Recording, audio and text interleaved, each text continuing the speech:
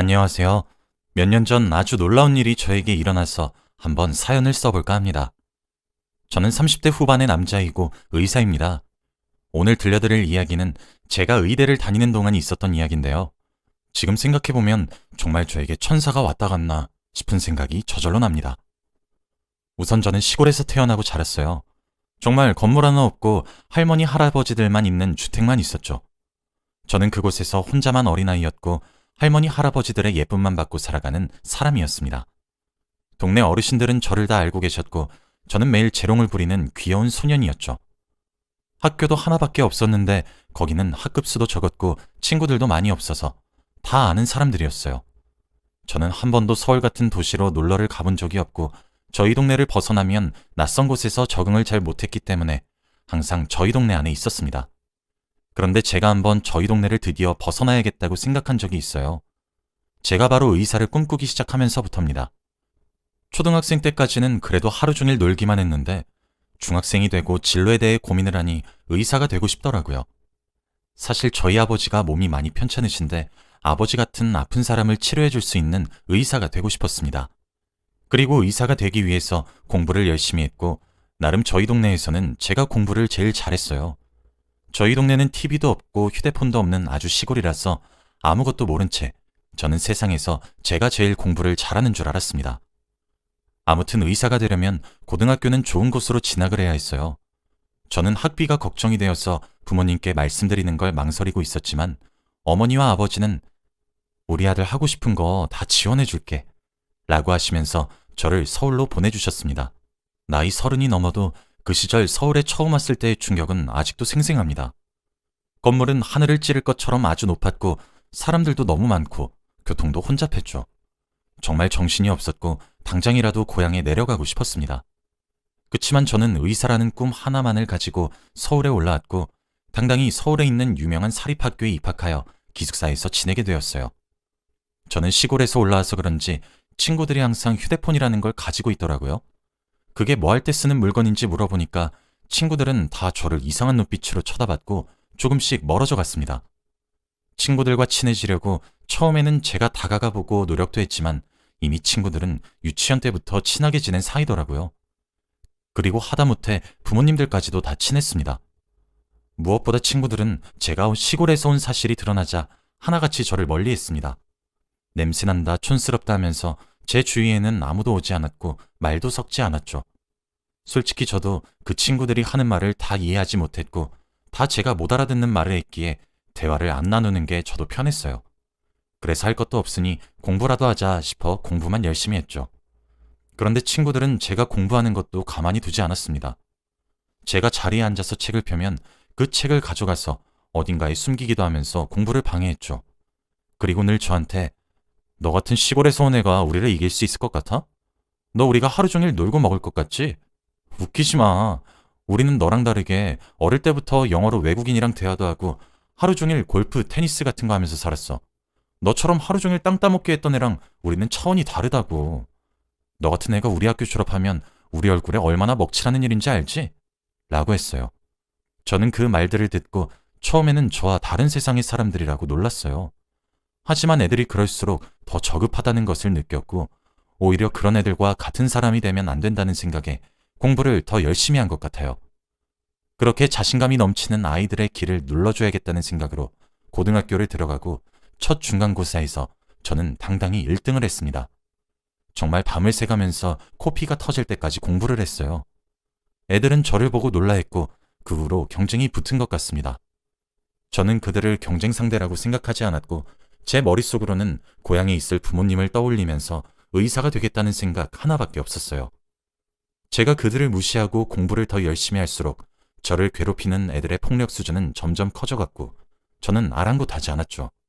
솔직히 많이 힘들고 당장이라도 부모님 곁에 가고 싶었지만 서울이라는 삭막한 도시에서 저 하나 못 지키면 아무것도 될 수 없다고 생각했기에 정말 피눈물 흘려가면서 참았습니다.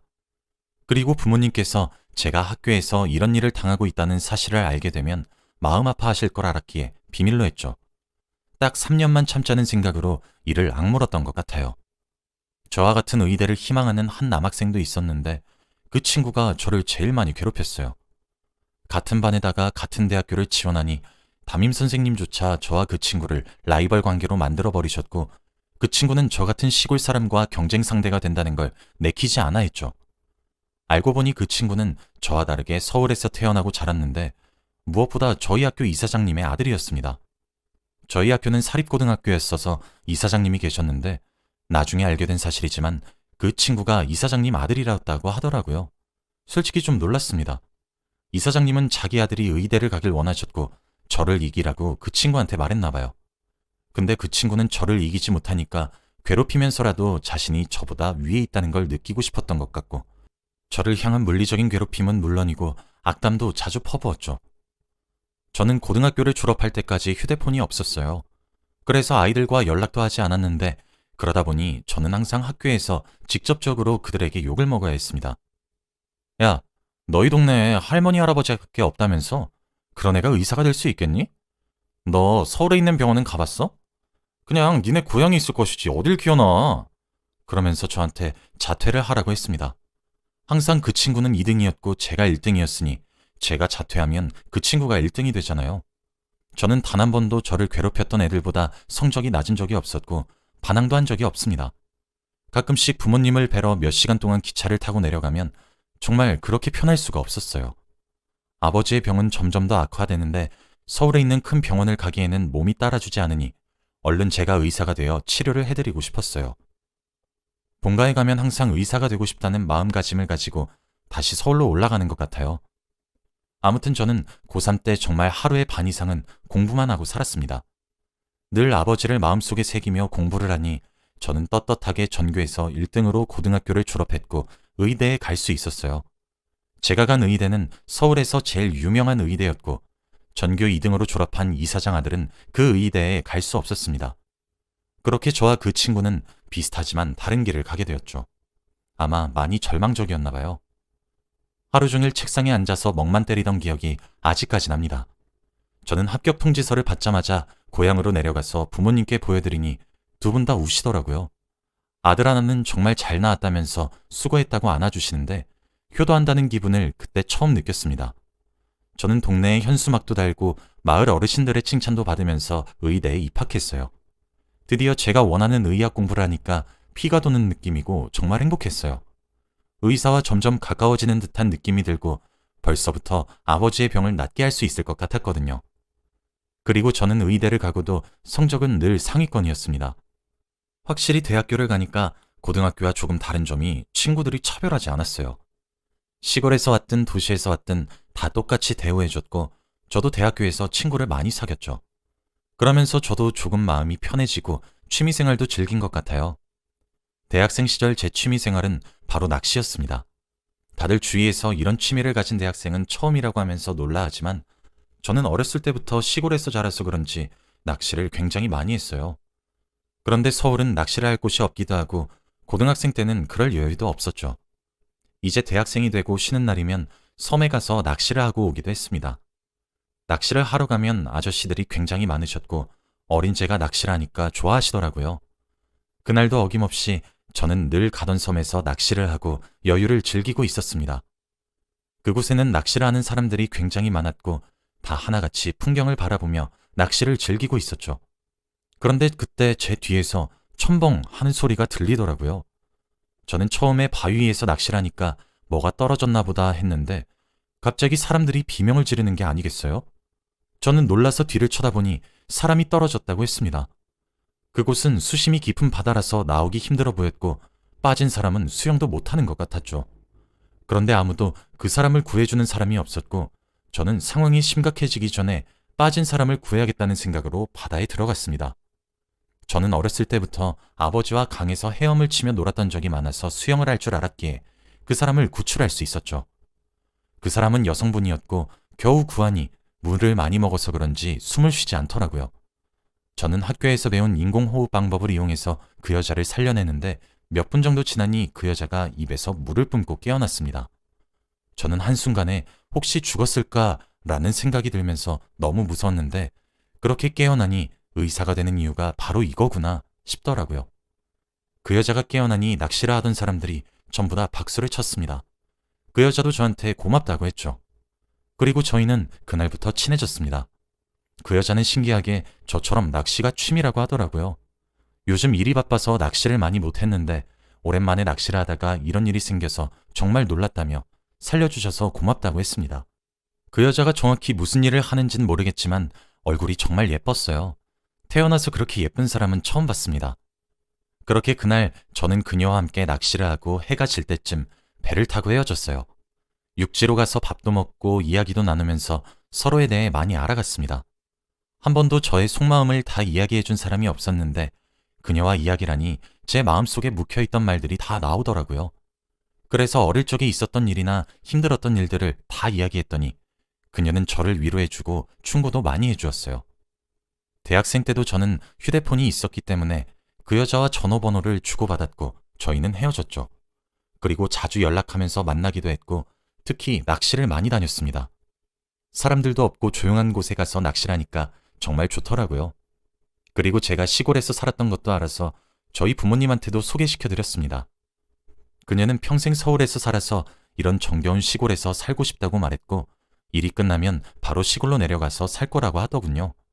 생긴 건 완전 도시 여자처럼 생겨서 시골의 분위기를 별로 안 좋아할 줄 알았지만 이렇게 좋아하니 고마웠습니다.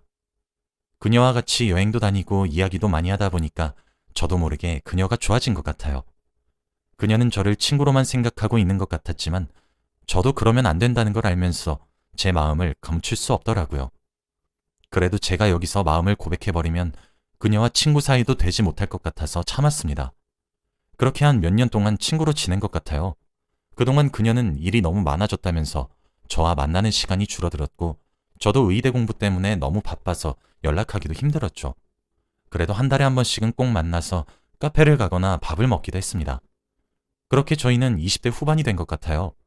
그런데 어느 날 제가 강의실에서 수업 전에 공부를 하고 있는데 갑자기 한 친구가 저를 부르더라고요. 그러면서 밖에 누군가 저를 기다린다고 했습니다. 저는 누군가 싶어서 나가보니 그녀가 서 있더라고요. 그래서 왜 왔냐고 물으니 그녀가 하는 말은 정말 충격적이었어요. 나 당분간 너 못 만나 라고 하더군요. 그러면서 저한테 그동안 고마웠다고 저를 꼭 안아주었습니다. 그곳에는 사람들이 많았는데 다들 저와 그녀를 보고 뭐야? 이러면서 그녀의 이름을 막 말하는 거 있죠. 저는 그녀의 이름을 이 사람들이 어떻게 알지 싶으면서 당황스러워하고 있는데 그녀는 저에게 그때 구해줘서 너무 고맙다고 말해주었고 저한테 편지 한 장을 준 뒤 자리를 떠났습니다. 친구들은 저에게 다가와서 그녀와 제가 무슨 사이냐고 묻더라고요. 저는 그 친구들에게 너희는 걔 이름 어떻게 아는데? 라고 물었죠. 그런데 애들은 당황하는 듯 했죠. 너 저 사람 누군지 몰라? 무슨 소리야. 쟤 내 친구야. 아니, 너 TV 안 봐? 응, 안 보는데. 아니, 저 사람 요즘 엄청 유명한 배우잖아. 저는 친구의 말을 듣고 엄청 놀랐어요. 그녀가 유명한 배우라니. 저는 TV도 보지 않고 드라마나 영화에 아무런 관심이 없어서 몰랐습니다. 제가 몇 년 동안 친하게 지내고 늘 낚시를 갔다가 밥을 먹고 카페에 가던 그녀가 연예인이래요. 그리고 요즘 엄청 유명한 친구라고 합니다. 저는 그 놀람이 아직까지 잊혀지지 않아요. 그녀가 저한테 준 편지를 읽어보니 그냥 고맙다는 말과 자신의 이름을 인터넷에 검색해보라는 말과 그리고 꼭 다시 만났으면 좋겠다는 말밖에 없었어요. 왜 못 만나는지 알려주지 않았지만 저는 그녀가 허튼 짓은 하지 않을 걸 알았기에 굳이 연락해서 물어보지도 않았습니다. 그리고 저는 의대를 졸업하고 의사가 되었고 아버지의 병을 치료할 수 있게 되었습니다. 그런데 그때 저는 한창 인턴이라 너무 바쁘고 고향에 내려갈 여유가 없었어요. 저희 아버지는 한시가 급한 상황이고 당장이라도 서울에 있는 대학병원으로 와서 수술을 하셔야 했죠. 그런데 동료 인턴이 갑자기 저에게 와서 너희 아버지 우리 병원에 입원하셨다며? 얼른 가봐 라고 하더라고요. 저는 갑자기 이게 무슨 일인가 싶어서 아버지가 혹시 사고라도 나셨나는 생각에 급히 아버지의 병실에 안내받고 달려갔어요. 그런데 거기서는 아버지와 어머니가 행복하게 과일을 드시고 계시더라고요. 저는 너무 놀라서 이게 어떻게 된 일인지 아버지에게 물어보니 아버지의 말씀은 정말 놀라웠어요. 저희 병원은 수술을 하기 위해서 몇 달 전부터 예약을 해야 하는데 그녀가 저희 병원 원장님과 친분이 있어서 아버지의 수술 날짜를 잡아주셨고 병원장님께서 친히 저희 아버지의 수술을 해주셨대요. 몇 년 전부터 저와 만나지 않았던 그녀는 얼마 전 저 몰래 제 고향으로 내려가서 아버지께 수술을 해드릴 테니 병원으로 가자고 했고 그렇게 와서 수술을 한 거래요. 그리고 그 친구는 방금 해외로 가기 위해 공항으로 갔다고 합니다. 저는 수술비도 걱정이 되었고 차도 없어서 아버지를 병원까지 데리고 오는 것도 너무 고민이 되었는데 그녀는 끝까지 저한테 천사 같은 일만 하고 갔어요. 그리고 나중에 알게 된 사실이 그녀가 많이 아팠다는 겁니다. 아버지와 어머니가 그녀를 제일 최근에 본 사람이니 그대로였냐고 물어봤어요. 저는 몇 년 전부터 본 적이 없으니 궁금했거든요. 그런데 아버지와 어머니는 말을 망설이는 듯한 눈빛을 주고받다가 결국 한숨을 쉬시더군요. 그러면서 이건 너한테 말하지 말라고 했는데 라고 하며 고민을 하다가 말씀해 주셨습니다. 그녀는 많이 아프다고 하더라고요. 한국에 있으면 자신의 사생활이 다 노출되는 게 싫어서 미국으로 가는 거라고. 너한테 못 만나고 한 뒤로 몇 년 동안 치료를 받았다가 이제 외국으로 가서 쉬고 싶대. 너 걱정할까봐 일부러 너한테 말 안 했으니 우리한테도 말하지 말라고 하더구나. 그 말을 들으니까 정말 미안하더라고요. 저는 그녀한테 받기만 하고 있었고 막상 준 게 없는데 생각해보면 정말 그녀는 저한테 퍼주기만 했어요.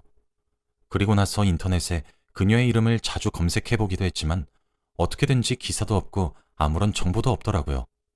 지금 생각해보면 정말 천사가 왔다 갔나 싶습니다. 사막 같은 제 인생에서 오아시스 같은 여자였어요. 정말 제 인생에서 잊을 수 없던 여자였습니다. 지금 생각해봐도 정말 놀라운 일인 것 같아요. 바다에 떨어진 사람을 구해주고 그 사람과 친하게 지냈는데 알고 보니 유명한 배우였고 그러다가 이제 못 만난다고 하면서 해외로 가버리고 어디서 뭐라고 어떻게 사는진 모르지만 꼭 그곳에서는 건강하고 행복했으면 좋겠어요. 여러분도 혹시 저와 같은 일이 있었나요? 저희 가족은 몇 년이 지난 지금까지도 그녀의 이야기를 합니다. 정말 보고 싶어요. 제 이야기는 여기까지입니다. 들어주셔서 감사합니다.